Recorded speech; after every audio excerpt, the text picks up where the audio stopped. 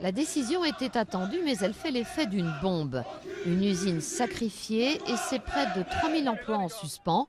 À Aulnay, c'est la consternation parmi les salariés. Ce qui est chagrinant dans cette histoire, c'est que le véhicule qu'on fabrique actuellement, c'est le véhicule avec lequel PSA fait des bénéfices actuellement. Ça fait des années qu'on travaille, ça fait des années que cette entreprise fait des bénéfices, des millions de bénéfices. Des gens ont laissé leur santé ici.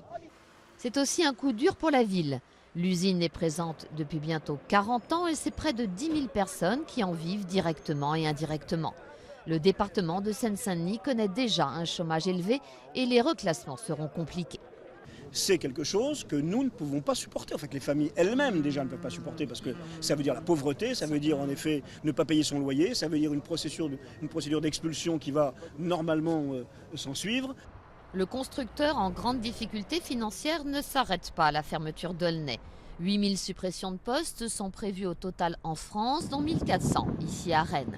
Philippe Varin, le président de PSA, dont le groupe s'enfonce jour après jour dans l'une de ses plus graves crises, a néanmoins promis que personne ne serait laissé au bord du chemin. Vous savez, le groupe ne laissera personne sans une solution identifiée à son problème d'emploi.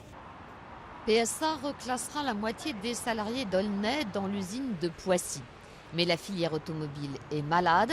Il n'y a pas eu de fermeture d'usine depuis celle de Boulogne-Billancourt il y a 20 ans. Le gouvernement a promis un plan de soutien à la filière qui sera présenté en Conseil des ministres le 25 juillet. Le titre PSA, quant à lui, est le seul à bien se porter, l'action étant très en hausse à l'ouverture de la Bourse de Paris.